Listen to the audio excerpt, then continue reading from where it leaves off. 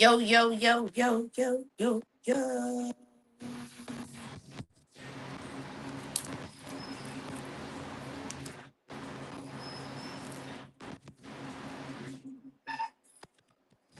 Yo, yo, yo, yo, yo, yo, yo, yo, yo. You already know who it is. It's your girl, Yamaya. We bright and early today because this one right here is going to be a banger. I got a treat for y'all. Thank y'all once again for joining another episode of Clubhouse Conversations with Yamaya. Um, I can't even begin to tell you guys right now how excited I am for this show that we have coming up. We have from the original stunt team helping to pave the way and become one of the powerhouses out of our pillar of Chicago. Okay. We got Mr. Hollywood in the building tonight. 25 years of Ruff Ryders legacy. All right. If y'all don't understand what that means he done been around for all the changes of the times, the decades. He's the man with the history. He helped forge a lot of what stunting is today. So for 25 years, he remained loyal to the movement. He weathered every season, and he continues right now to this day to represent the culture. Ladies and gentlemen, I want y'all to welcome Mr. Hollywood to the stage. Hey, What's going on, sis? What's up? What's up? what's up? How are you today? I'm gonna give you the Um, floor. I'm gonna let you introduce yourself. Because I couldn't even do you no justice because you have so much knowledge and so much history behind this right now. So I'm gonna go ahead and let you introduce yourself. all right, as a lot of you guys know, I'm Mr. Hollywood. I think there's probably five original members located, nationwide from Chicago, from the original pillar. Uh, yes, I've been in 25 years. I just hit 25 years, April 16th of this year. We're real excited Crazy. about that. I actually didn't know it, but I did a little bit of math, and I was like, holy cow, I've been in this long. That's Like I crazy. said, 25 uh, years. I'm with the Jacksonville chapter. I love my chapter. They took me in with open arms. We had a little bit of a bump in the road here and there, when I came down there, a little bit of verifications and whatnot. But I'm here, doing my thing. I rep Chicago until I die. It's all over. So that's my home city. I started in 2001. They basically saw me riding on the expressway, and I'm like, whoa. Hit my exit, and I still remember the member or some of the members Okay. that had pulled up. That's actually going into our questions. Okay, So I want you to take us back to the beginning. To who Mr. Hollywood was before he became Mr. Hollywood and how Rough Riders entered the picture. so I've been riding pretty much all my life. I started with dirt bikes, quads, and stuff like that, little mopeds, just stuff Okay. they do, whatever. BMXs, whatever I got my hands on, skateboards, I was Right. doing it. And I had a 2001 F4i, and I just bought it, and I was just riding on the expressway, did, a couple good long distance wheelies and hit my exit, and guys pulled up next to me, and I really just kind of like laughed at them. I was like, "Are you serious? Like, y'all ain't no real rough rider." And the guy by the name of Cheetah gave me a business card. He's like, "Look, man, this is me," and he introduced another guy by the name of Hodge, and then there was another dude, Asante, and then I don't remember who the other dude was, but they're all from Chicago. And I was unaware that, at the time that there was Rough Riders in the Midwest. So I only was aware of LA and New York. So that's why I Okay. didn't think that they were real. So I kept That getting makes in touch. sense. And back then they had them damn chirp Nextels and pagers and shit. So I mean, they just kept bugging me, bugging me, bugging me. I was like, fuck it. So then excuse my language. They You good? they set me up. I met with Pap and Lady Rock, and we did like a little ride, and we was going down I-57. They gave me the heads up. I got in the left lane, did my thing, and went back to the Markham clubhouse and right off 159th. And first thing Pap said, he's like, "You got $250?" I said, "Yeah." He's like, we're gonna put you in the best. I said, what? If you He's got like, we're gonna put you in the 250 best. bucks, welcome to Rough Riders. Yeah, and I was like, well, okay. He's like, I kind of was like a little dumbfounded because I didn't know what to say. I was so shocked. Like, is this really happening? And then that's when I got the first term of blocks. Like I was familiar with Wink, and I've seen, Yo Wheelies is garbage and all this stuff, and I was Right. familiar with Beast 9000 and Scorpio and Chaholi and all them boys from New York and LA. So I was familiar with a lot of that shit, and with Yai as well. And when I heard it from actual people that were like, "Yo, you got blocks," I was like, "All right, sweet." So then I just kind of made my name for myself, and by just being who I was, like I ended up just being a clown because Right. at that time they were just calling me Brian by my first government name, and then Right. Lady Rock, we were at some event. I don't really. I think it might have been in St. Louis or something, and it was shortly after we became a chapter in 2002, an official chapter. No, let me clear this up because there's been a little bit of confusion. So there's been a lot of Rough Riders that were in the market for different chapters. I knew about New York, started '88. We knew about Magnum in 2001 in LA, being the first vested member to start an official chapter outside of New York. Then you got Chicago, which was, 2002, even though I was vested in 2001, but, we were kind of had members falling off, staying. And then we got Right. that opportunity. And then 2003, Atlanta started, and, but to go back to my story with Lady Rock, I was the type of goofball that just had to be center of attention. Like if there was a camera, I was always there. And I was photo bombing if they were interviewing somebody like they would back in the days. I'm like, so how did you begin to Rough Rider? And I'd be in the background just doing dumb shit. And I did that shit one day to Raquel, and she looked at me and right on camera. I wish I could pull it up on YouTube. If I could ever find it, I will show you guys. But she's like, "You're too Hollywood for us," and we just kind of like laughed about it, and went about our ways. And then because they had a Hollywood on the West Coast, and on the West Coast Rough Riders, I think he was either L.A. or Seattle. Okay. Um, but he was on the West Coast, so that's where the Mister came in place because we already had a Hollywood on the West Coast. So she's like Mr. Hollywood. So I give credit to Lady Rock for giving me that, and it just That's stuck. dope. So it stuck for a while. I got it tattooed on my arm. So it's just that's how So Hollywood came about. so what was the energy like during those earlier days? Exactly what you see on the Rough Rider videos with Wink 1100 and all that. That's exactly how it was. We were just getting loose. We didn't care. Um, so I'm gonna put this disclaimer up front. I love the Rough Riders. I bleed, I ride, and I love my cities. I love the organization. I love the lifestyle. Facts. But back in the days, we didn't have the political side of it. So we were just able to do whatever the hell we wanted to because we rode rough. We just didn't Right. give a shit about anything.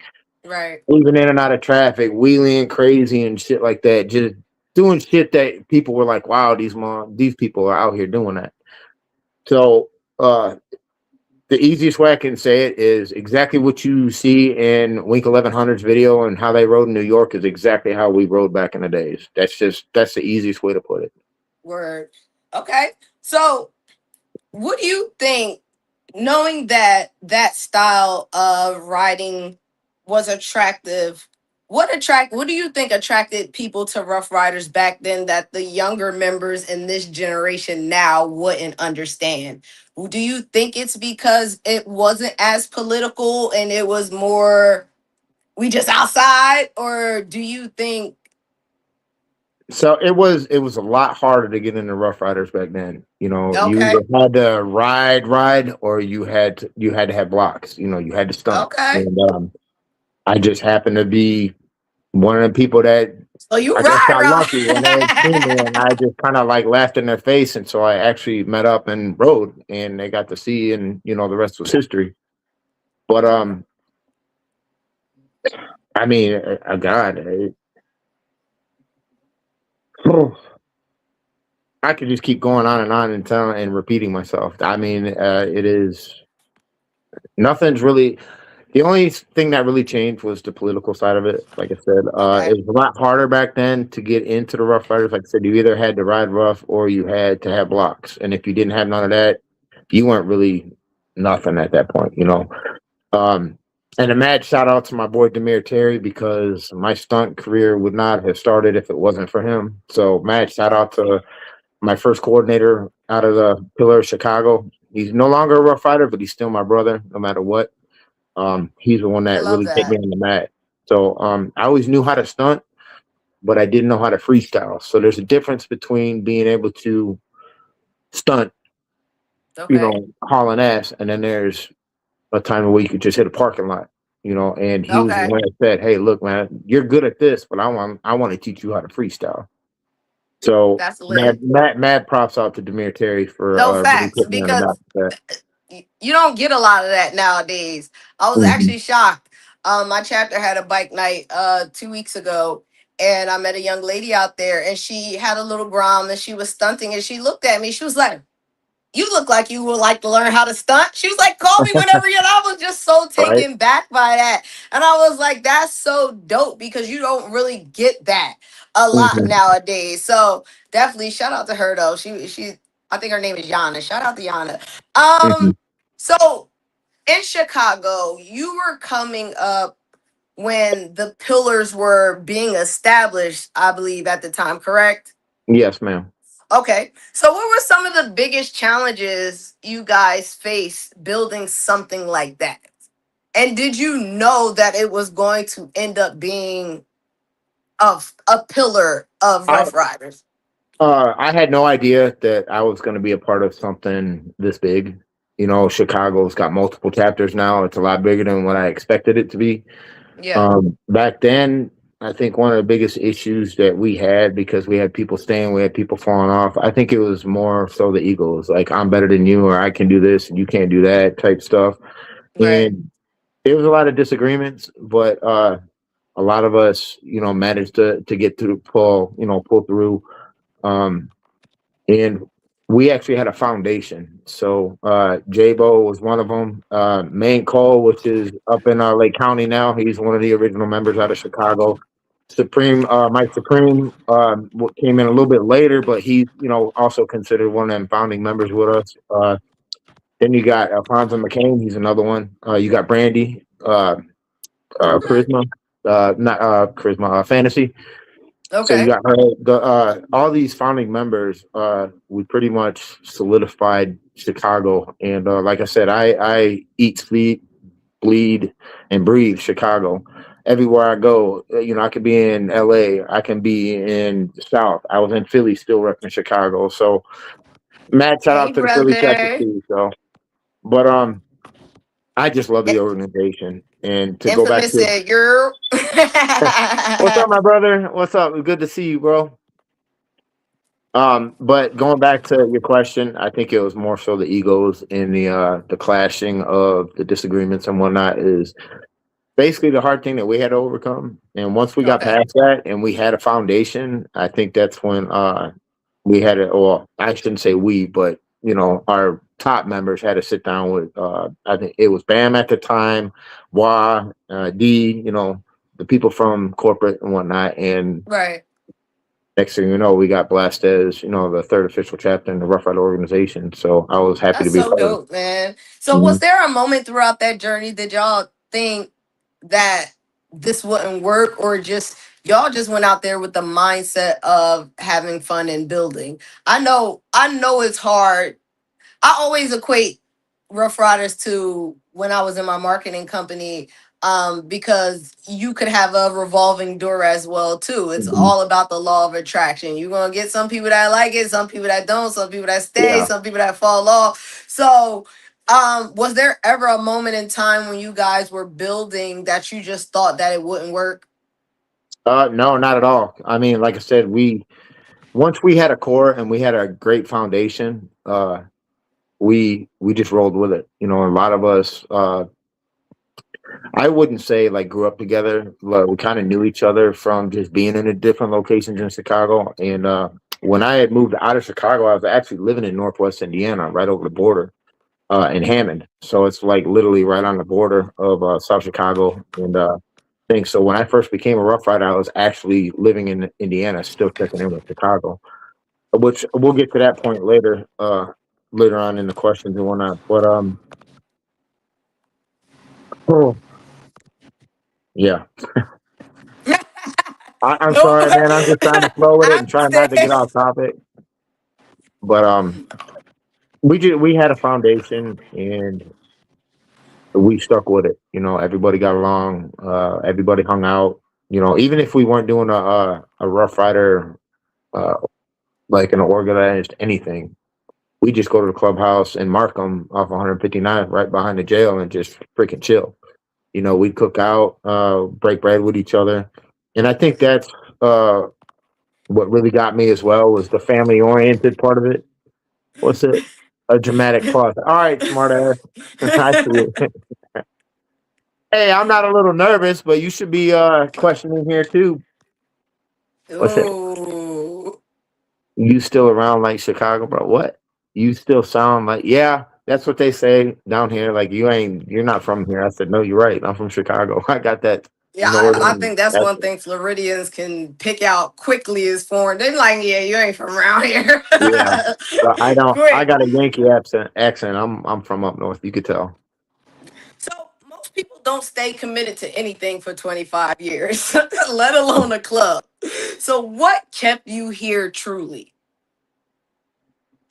Really? So I always had a family growing up. I come from a very strong family background. And when when I saw a different type of family and I saw how welcoming they were to, you know, new members that were coming in and actually doing some of the prospecting with some of the, you know, the new members coming in, uh, they didn't, it was just, it's hard to explain. Like oof. I'm stuttering. I'm not even concentrating too much, but, uh it was basically the family oriented side of it that really stuck with me. I saw how Pat took me in. I saw how Rock took me in. Uh, K Rock, God rest his soul, I love you, brother. E Smooth, which was one of our marketing and PROs. Also, Baldy Bridges, he was our photographer back then. He still does a lot of work with the Not the personal organization. photographer. So yeah, so we just kept breaking bread, even when we weren't doing Rough Rider things. You know, we were going over to each other's house, having a little cookout here. We'd sit and, you know, talk, cry, whatever. But it was just the family side of it that really kept me going. And how they took me in from the start. And I had never imagined myself being here 25 years later. But all I got to say is time flies. You know, I took a little Yeah, bit of time off on a leave of absence, you know, when I was going through a rough time with a divorce. But other than that, um, I came back. That's when I got with Jacksonville and whatnot. But I'm here to stay, and I'll never leave. I said that, you know, I will never do anything to jeopardize my position within this organization. So absolutely. anything that I can give to the next generation, I'm more than welcome to do. Facts. That's dope. So, how after seeing multiple generations come and go, how do you stay motivated to get out there and continue to be a leader? Because what I tell a lot of these new prospects, especially the ones that I have in or that we have here in Jacksonville, they ask me that question. I say, listen, man, uh, what you have to do. See, I keep concentrating on the question or on everybody's little comments, but that's fine. I basically tell them like, look, man, you guys are going to be the ones that's going to carry on this organization for many years after I leave. You know, because you never know what tomorrow, you know, gives you.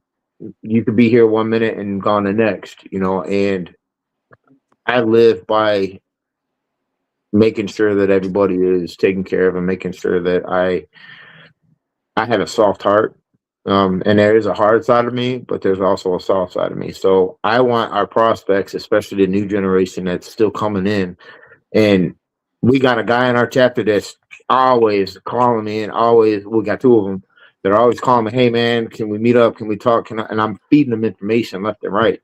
That's what I That's like dope. about that's what I like about these Right. prospects, because every time I go somewhere, I don't even have to have a vest on and people know who I am. So it's like, Right. wow, and I just want the next generation to continue building a legacy that a lot of us OGs are actually preparing, for this organization. So whatever we have in our legacies, we want them to keep continuing and keep carrying on this name that we built, you know. Okay. But that's where I leave that. So throughout the tenure here, what are some of the lessons that you feel like Rough Riders has helped shape? What are some of the lessons? That you What are some of the lessons that you've learned? I'm sorry, because I'm reading the comments too. What are some of the lessons that you learned to help shape you throughout your tenure here with Rough Riders? So basically, more than how I used to ride to now riding in formation, because I'm used to, we would go to Black Sunday, as a matter of fact, in St. Okay. Louis with Reggie D and Rio, God rest his soul too, brother. Um, with Reggie D and Rio and whatnot, man, every year we go down for Black Sunday and we would just get loose. And then one year it was just like, yo, Hollywood, you can't, you gotta get back in formation. I'm like, dude, that's not how we rode. So getting used to and kind of adapted how I used to ride to how I ride now. And a lot of you guys know that I graduated from a stunt bike to now a very nice custom Busa. So I obviously don't do that on the road too much. But trust me, if I get on a stunt bike, I that's what I want to do. I want to kind of get loose, and I want to show people that I still got it. But that's the hardest thing that I think I had to learn, was being able to settle down and learn to adapt to how the lifestyle has become and transformed, because everything's always evolving. So Right. everything's changing, everything's new. And so you have to adjust on how you used to ride to how you ride now. Now, I'm sure there's going to be times where, you look over and they give you the go ahead and do it, because you still want to, at least with me, I can't speak on anybody else, but coming from Right. doing what I used to do and having that urge, if I get on a just even a regular bike, whether it's a little 600 or 750, Right. getting on it and just getting loose. But that's my hardest thing, is just being able to transform from how I used to ride to how I ride now. And I've gotten a lot more responsible. Been down 3 times. Total my F4I back Man. what 6 months later, but was back on a bike. So, but it happens. It's part of the lifestyle. You just Part of got the to, lifestyle. yeah. Yep. So, as an OG, how do you preserve legacy while embracing the new generation that's coming in or the future? So what you see here is exactly what you see outside the vest. So whatever you see here, what you get with this, if I'm wearing Rough Rider merchandise, or if I'm wearing my vest, if I'm wearing my corporate vest, what you see in the vest is what you get outside the vest. I don't change for nothing. I don't want people to say, "Oh, he's only like that because he wears the vest." No, I can go to, an annual and people know who I am just by my face, because exactly what I'm saying. I am who I am, inside or outside the vest. I will do things the same way, treat people the same way that I am when I'm in the vest. I will give you the respect here, and I will give you the respect there. So Facts. basically, what you see is what you get, in or outside the vest. And I just want to pass that legacy down and that thought process down, because, like I said, there's still egos. It's all over the place. I see it all the time, especially with what's going on, all over social media, but we don't want to get into that. But like I said, there's egos that go left and right, and you got differences, but I'm the same person no matter what, and I just want Absolutely. to spread that same legacy to the next generation. I want them to realize that, hey, Absolutely. if I can be this, you can be that too. Absolutely. I agree with you wholeheartedly. Mhm. So, what being around so long, I know loyalty it comes into play. So, what does loyalty mean to you today compared to 25 years ago when you first joined Rough Riders? I got older and a lot wiser and a lot smarter. That's the easiest way to Facts. put it. But I guess back then, I was a little bit more loose with loyalty. Like I was still young. I was fresh out of the military, fresh out of, I wouldn't say fresh out of high school, obviously, but I was young. I was 20, 21 years old, roundabout when I joined, age wise, I guess. But you learn to, as you get older, you learn the different. Yeah, okay, I got that. I'm gonna talk about that later with you, bud. But anyways, see, he throws me off when I get on flow. Anyways, anyways, I'm gonna have a talk with him. Um, refresh my memory. I apologize. It happened. I'll get back on track. I'm just not gonna Hell, focus. I don't even remember what the hell I asked. I'm too busy laughing. You see? Oh my god.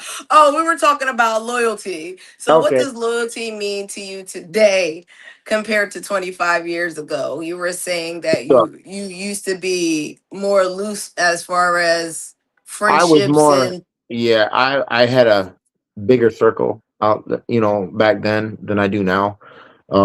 I view things, yeah, I view loyalty and trust over anything right now. And I don't really trust too many people. I usually don't let a lot of people in.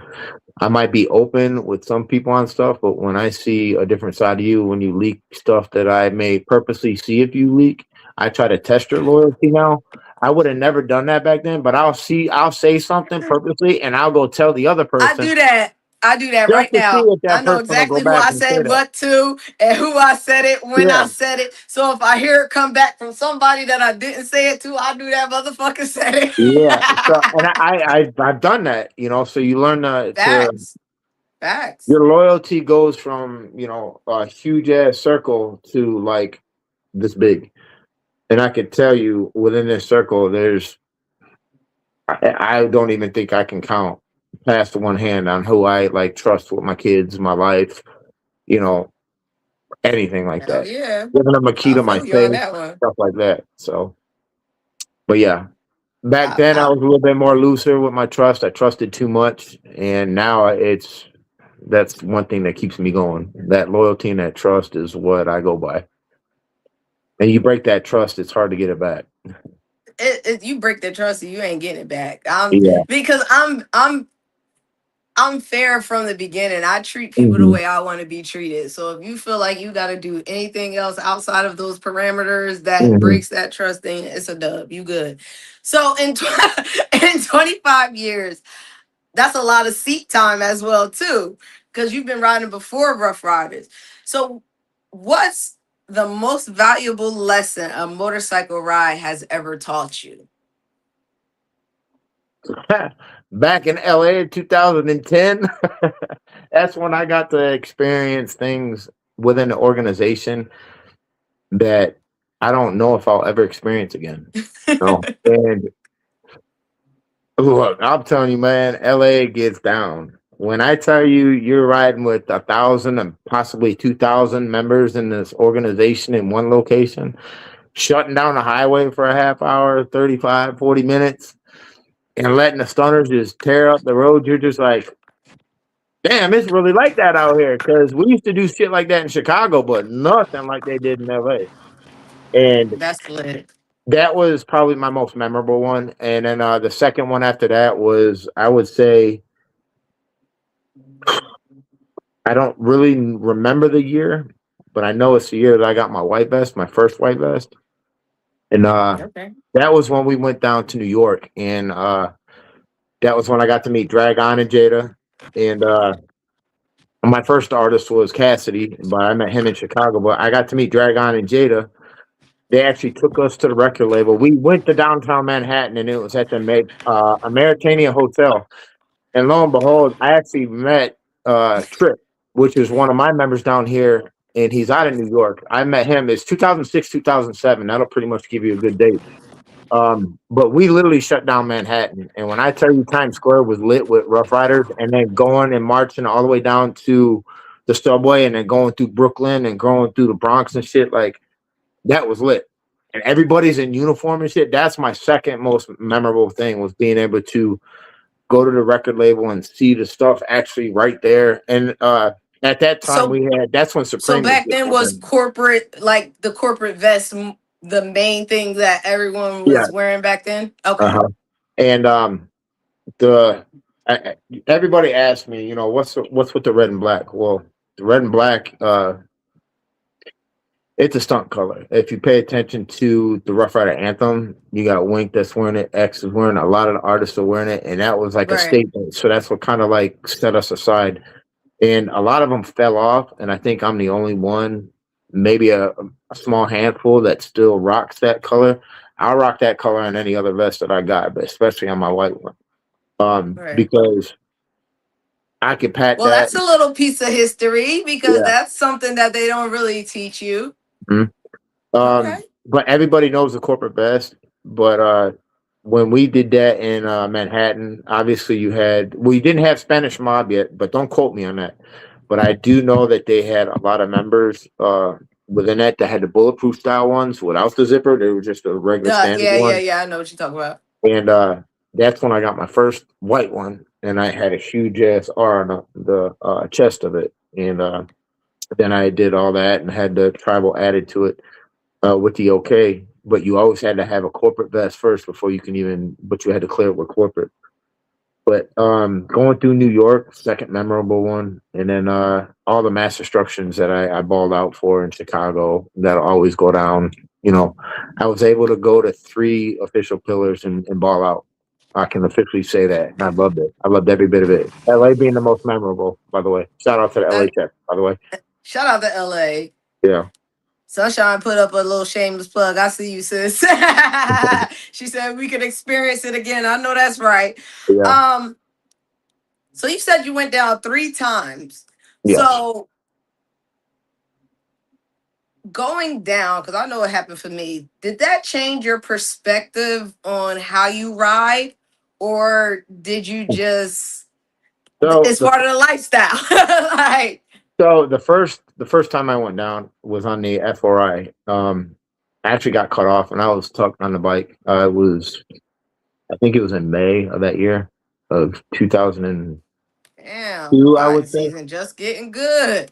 Yeah, and I didn't have a helmet at the time, but a car cut me off, and I panicked. But since I rode four wheelers and dirt bikes all my life, I knew that when that accident came up, and plus being a stunt rider, as soon as I locked up that front brake and I went like this, I kind of let go, but the bike kept going. And when I went over, I just kind of rolled with it. And the hat that I had on covered my face, but it ripped out one of my eyebrow rings. And I just slid, broke my collarbone, separated my shoulder, and woke up in a ditch with my bike about 20, maybe 25 feet in front of me, smoking. Somehow, some way, with the adrenaline, I was able to pick the bike up, walk it off the up ramp, walk a couple blocks to my ex girlfriend's house, knocked on the door, mom answered, and I passed out. Next thing you know, I woke up in the hospital. That was the first one. Was in the hospital for a couple of days, totaled the F4I. And then Oh boy. my second time, lo and behold, I was on a can of tuna, a katana, which happened to be my cousin's at the time. So I had to I had to pay for that one. But I used to love that bike because I would get up on the seat and I would surf on it, and I caught Oh, a nice, yeah, I caught a piece of wind, man, and lost my balance and tried to grab onto the ass tail of that thing and I lost it and just smacked and went down. And oh then my the other, God. and then the other time I went down was when I was in Orlando. That was 2000 and maybe 19 or 20. Okay. And that's when I had my Busa, and that was just a freak accident. It was either hit the car next to me, the biker in Yeah, I front of me, remember or we were talking about that. yeah. Yeah. And I was more pissed off that I dropped a $20,000 bike that slid about 15 feet than I was worried about my knees and my elbows being scratched up. I was like, God Like, damn it, I just no, got this this bike back paint out of the job. shop. But That paint job yeah, is immaculate though, so I understand. I cracked my little fair and I almost had a heart attack. So I Yeah. understand. Like, listen, I cried. I was like, what? So But, but and it's only 500 for me, so I can only imagine how much. Yeah, I'm cool. yeah, it cost me about $4,600 to get the bike repaired. Yeah, see, yeah, I cried about my little Farron, so I Yeah. understand. So what keeps you riding after that? Like, how do you? Because I went down, and I think mentally the hardest part was getting back on the bike again and just saying this is a part of the life. Like, if you ride bikes, shit Hmm. happens. Thank God I'm alive. So But being a stunt rider, especially growing up riding dirt bikes and four wheelers and whatnot, you learn to get over that fear. You know, when I was a kid, I used to just jump shit and boom. My dad was like, "All right, man, get up and do it again." I'm like, "I don't want to, man. Get up and do that shit again."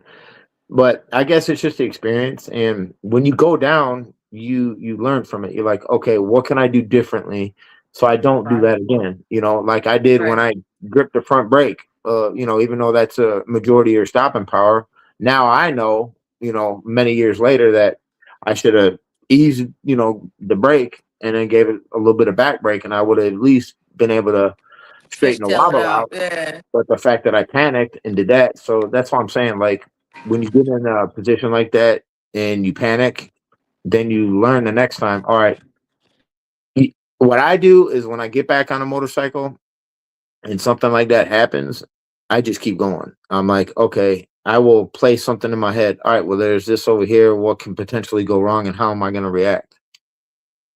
And you just you got to pick up and keep going. Where'd you go there, sis? Anyways, I'm going to keep going. She'll be back on soon. Um, you just got to get over that fear. If you can get over the fear once you go down, you should be straight. And if you don't, then I don't know what to tell you, honestly. When you go down, you just got to overcome that fear and get back on it and don't do it again, but Can you ride a hear little bit me? more responsible. Yes, I can hear you, sis. I don't know what happened, but I All kept right. going with it. Sorry. Somebody No, called you're good. me. I hate when they call me when I'm in the middle of the show. I'm Mhm. like, I why? done told people, I said, all right, Give me don't one call me from second. this Let me time to just that set up time. my other camera again.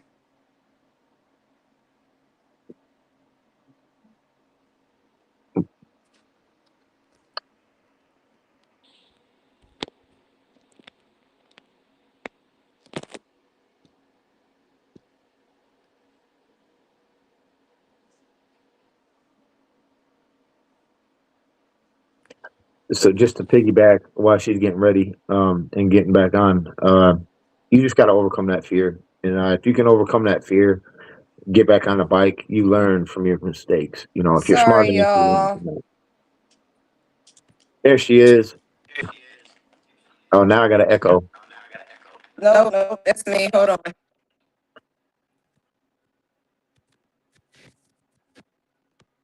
All right, can you hear me now? Yeah, I can hear you. Okay. All right. So I pretty much answered that question. I kept going with it while you were having technical difficulties. So we can keep Commercial moving break is forward. hilarious. Infamous is funny as hell. I know because he just don't know when to stop, and he keeps making me stumble. Commercial break. Hey, that's a part of lifestyle we got to learn from, right? We got to learn from our mistakes and technical difficulties. We learn it every day. Hmm. All right. Did I get the volume off of this thing now? I did. All right. So let's jump back into those questions again. So commercial break, like my brother said. Make sure y'all subscribe to his YouTube channel. Make sure y'all subscribe to his TikTok as well too. He be on there talk about wrestling and stuff. I don't watch it, but he, for y'all wrestling fans out there. Right. All right. So let's transition now to our future riders. So if you could sit down with every new prospect for 5 minutes, what would be the first thing that you would tell them? Keep this legacy of this lifestyle going. If you could persevere through the hardest time, which is usually the prospecting period, and you just keep getting information, you just keep learning. Uh, Everything's changing. Dates, names, members. I usually tell the newcomers, hey, look, when they ask me, hey, you've been in for so long, how were you able to do that? Right, Because you're able to market yourself. You don't necessarily have to make yourself a name, but just market yourself out there. If you got a good car, put that shit out there. You know what I'm saying? Say, hey, I'll be at this location. We got one of our road captains. Shout out to Akuma. That dude is hitting the streets all the time. Always putting in a group chat, yo, I'm hitting up this location at this car meet. Anybody want to meet up with me? It's like right, it's stuff like that. So I usually like to tell the members, or not the members, but the prospects to say, hey, look, man, get with our road captains, get with your, prospect manager, get with, some of the other members. Let's get you out there. Let's get your name out there. And right. if they can And continue I'm to big make a on that. legacy. And that's why I always take the opportunity to thank Infamous and celebrate Infamous. Even though I was doing my thing out there, um, posting pictures, but him asking me or inviting me to be the co-host of his show kind Mhm. of boosted it back out there. I was like, I've only been vested for a year. Like, so to be able to get my feet wet so early because someone paid it forward. That's why I will always and forever give him his props.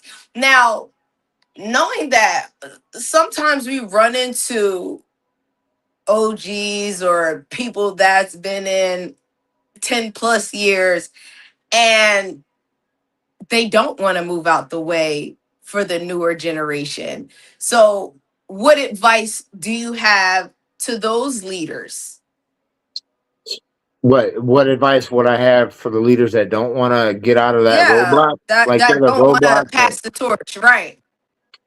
Because it's not common that you get someone that becomes complacent in a position, Mhm. and you might have 1 year, 2 year, 3 year investor that's coming in with the fire, the tenacity, and they run into issues or they run. Okay, so let's speak for that person versus the leader. So Mhm. what advice would you give to that investor so they don't become discouraged? Like, yeah, I'm gonna go on one of my brothers out of Four Corner who has always told me, um, just be yourself. If you're more knowledgeable at a position or more knowledgeable about something, market yourself and say that, hey, this should be this or this should be that. Don't think that because you're a prospect, you don't have a voice in this organization, because you do. Facts. You just have to go about it a certain way, obviously, because you're not a complete vested member, but you still have a voice. So if there's a roadblock, don't feel bad to come to any of your members and say, hey, look, I'm in a roadblock. How do I get over this hump? What kind of advice would you give for me?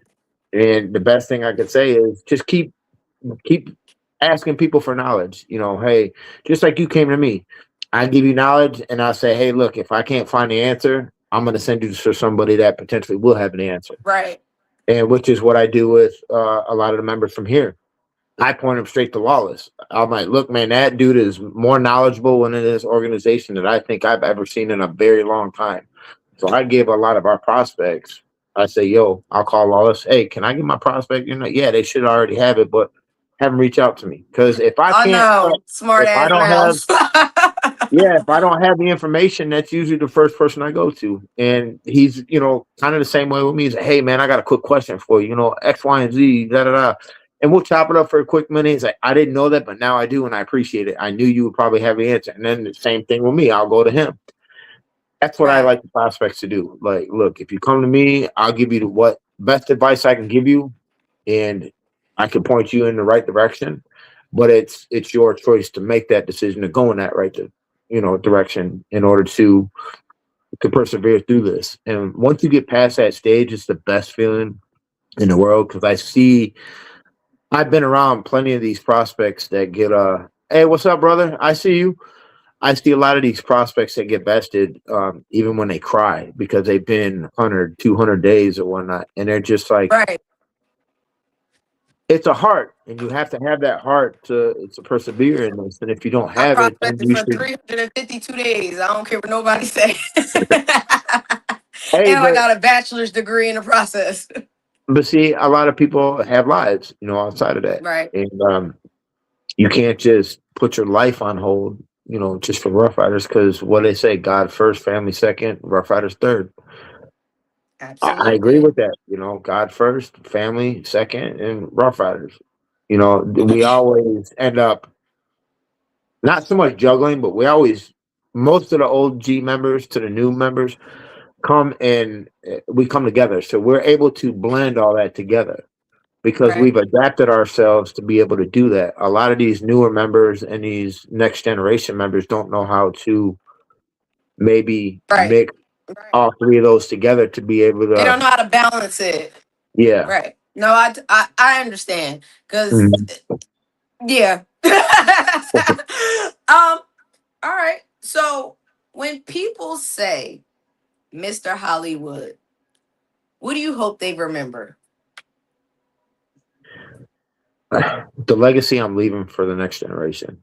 Like I said before, what you see inside the vest is exactly what you're going to get outside the vest. I want you to remember me for me. Remember who I was inside and outside the vest. So, because what you see is exactly what you get. I'll never change for nobody. You either like me or if you don't. And honestly, if you don't, I'm still going to be Mr. Hollywood no matter what. I'm still going to Facts. be in part of this organization for 25 years, Facts. and plus, because I don't plan on going anywhere.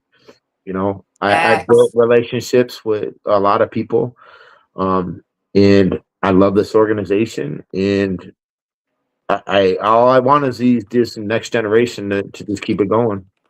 What's up, Spider? I see you, brother. Hey, Spider. I was Nah. hoping he'd be on too. Yeah, you bringing them out, bro. Right, right, right. But yeah, I'm sorry. Are you good?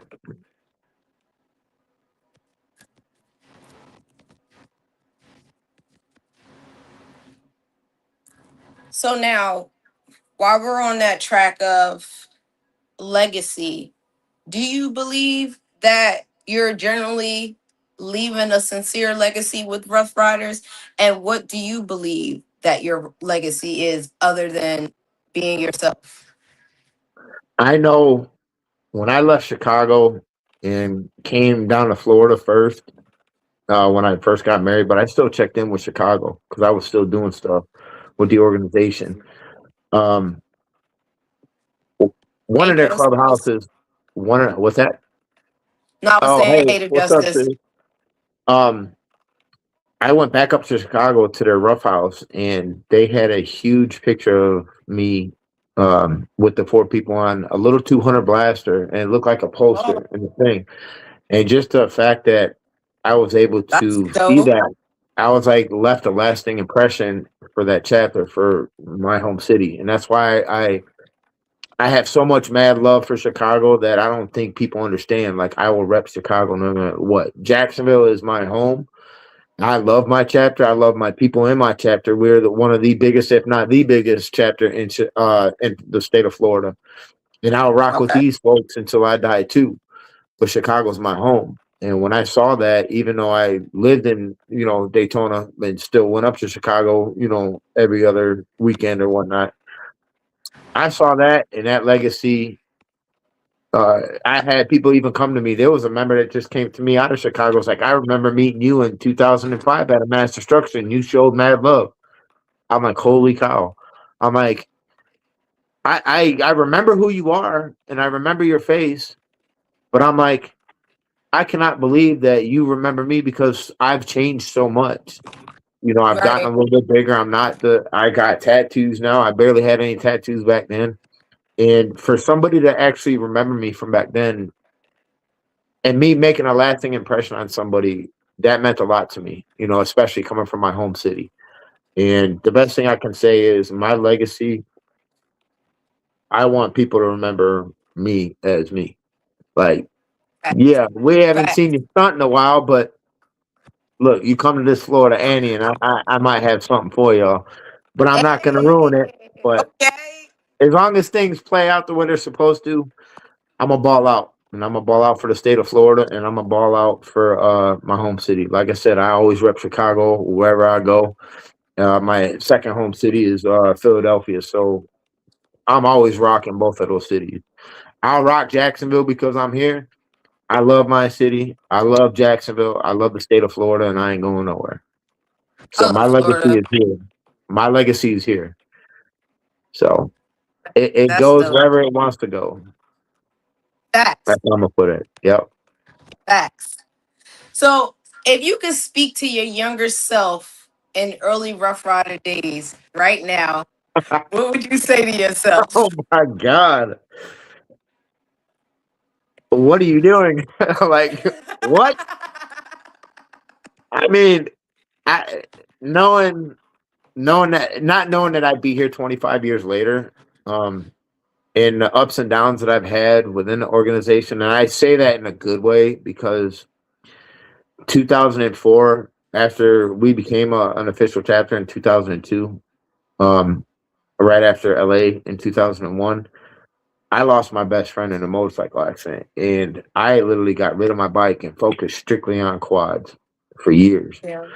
until I was able to get another stunt bike, and then I got comfortable with it. But when I saw my friend die right in front of me and in my arms, it really messed me up.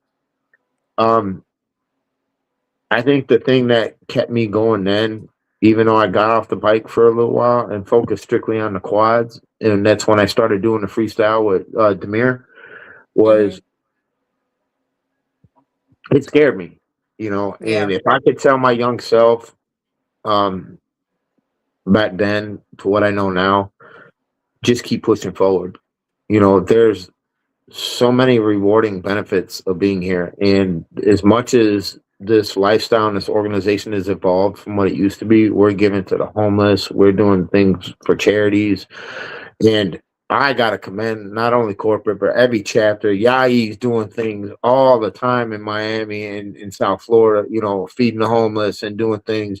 Storm Chasers down there doing the same thing with their Beast 9000s down in that area doing the same thing. So everybody, even the OGs, are out there doing this. That's We what's just up. had a thing. I had to work, but we had a thing at the Salvation Army this past weekend, and I couldn't make it. My chapter knew that because I was at work.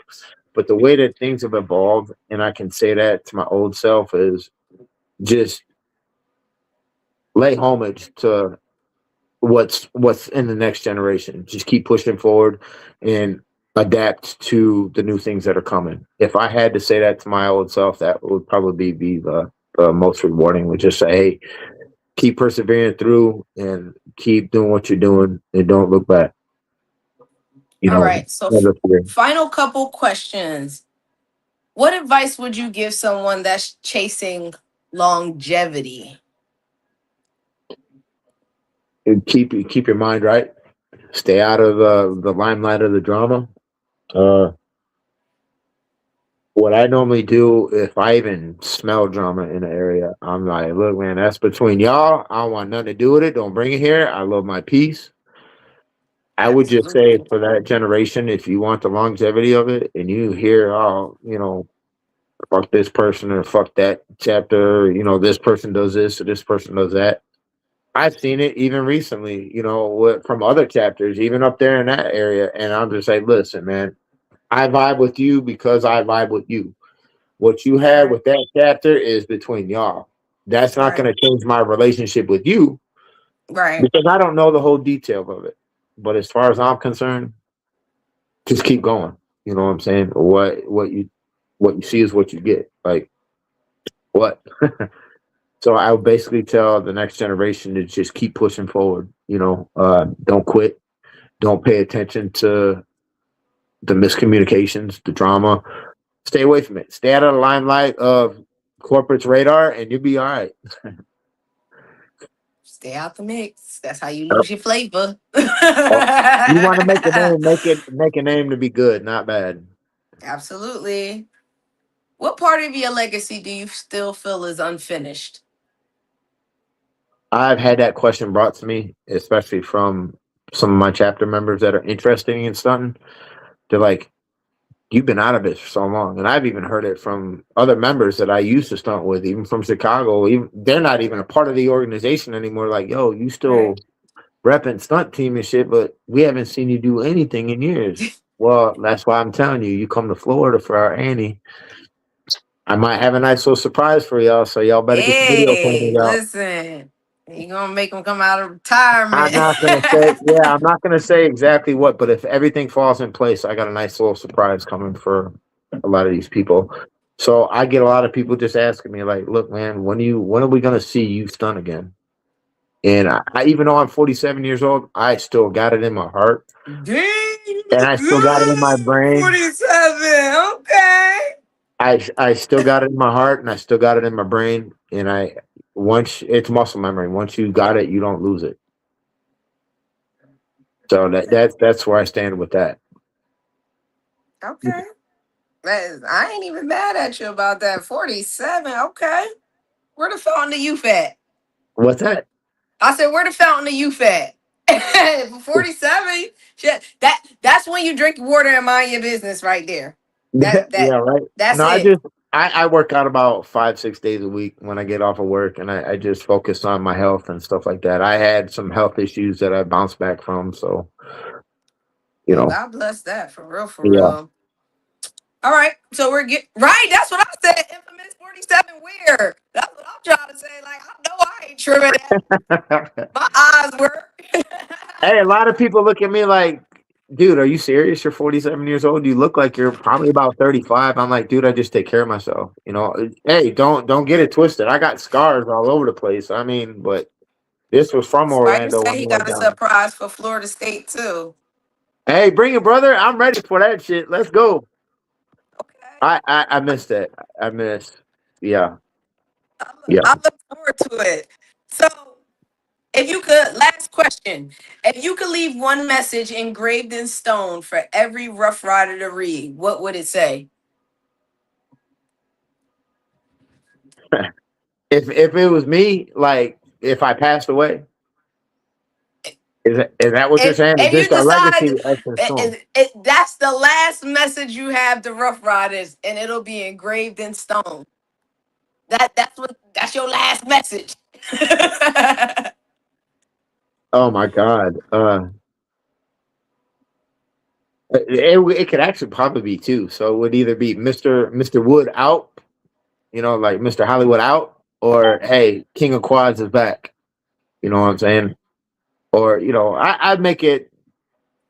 That's kind of a shocking question, but I, I had to throw that one in there. I'm yeah, that's sorry. something I would have probably had to think about a little bit more in depth. But if I had to go anywhere with it would be Mr. Hollywood out. I'm here, Mr. Rough Hollywood Rider for out. life. Ride or die for Ride life. your bike and shut the fuck up. Yeah, shit. That If it man, could all be, if it could all be so simple. right, right. All right, you got any events or anything you want to promote? Just the Florida State Annie. I think it's the 23rd to the 26th in Orlando, and trust me, we had a good turnout for our state meeting. Getting everything prepared, and man, we're ready for a good time for everybody to come down here. Man, I can't wait to see everybody. I can't. Oh man, I'm so excited. I'm planning on doing something, and I'm hoping everything falls in place right. Because if it does, Jacksonville's going to be on the map. And so is Orlando and the state of Florida. So we're going to put Yes, everybody else on notice. Florida. I cannot wait. Florida is such my happy place, so I cannot wait. I Eh, cannot wait. Here's what they used to go by back in the days when I first came down to Florida. So instead of it being a sunshine state, we were considered a stuntshine state. Oh, that's lit. So yeah, what that one say? Hollywood, what brand of quad do you ride, fam? Anything with a clutch. Anything with a clutch and an idle, as long as I can freestyle on it, Go to my page. You'll see what I'm talking about. Okay. I can't wait to see everyone too. Yeah, Storm Chaser. I can't wait. Yeah. Like it's been a couple years. I'm having Florida withdrawal, so it's been a couple years since I've been in Florida, so I can't wait. Yeah, come with it. Like I said, we got a big surprise, everybody. Orlando. Beautiful Oh my hotel, beautiful gosh. venues. What's that? Spider Foot Orlando. I said, oh my gosh. Oh my! I'm gonna keep quiet with that. We had fun in Orlando. We shut it down. That is Wow. hilarious. Yeah. Well, we have reached our time limit, guys, and I appreciate y'all. Tonight wasn't just an interview. It was history lesson from someone who helped build the foundation. Mr. Hollywood reminded us that bikes may bring us together, but loyalty, brotherhood, sisterhood, service, and legacy are what's going to keep us together. Hmm. 25 years strong and still riding. Thank you for joining us in the clubhouse tonight. I appreciate it. I was so excited to sit down and talk to you, brother, and I appreciate this allowing us to get to know each Yeah. other a little bit more too. Hey, well, Yes, you better brother. remember what You you better remember what I said to you when I see you. Oh no, for real. I got you. I I said mean, I want you to be like Hollywood, and I want to get that hug because it's and been a long while. I'm a running everything. I'm gonna do the Baywatch run. You got that. I That's promise right. you. All right, stay less, sis. I promise you. You got that. Yes. Thank you guys for coming into the clubhouse once again, stepping into the clubhouse with me. We'll be back Thursday. We got our bro Jay Mills as Hell our yeah. next guest on Thursday. We're gonna sit Hell down yeah. with Jay Mills and we're gonna talk about him and what he got going on. He, believe it or not, another newly vested member. I think Jay Mills only been invested for about 2 years or so. Hmm. So he out here making some moves and doing big things. So again, once again, thank you guys for stepping into the clubhouse with your Maya. Thank you again, Mr. Hollywood, for being our guest. I Mr. appreciate you. Hollywood. It's all Mr. love all Hollywood. day long. Shout out to Chicago. Shout out to Jacksonville. Shout out to Florida. I love y'all all. Thank y'all. Good night. Deuces. Love y'all.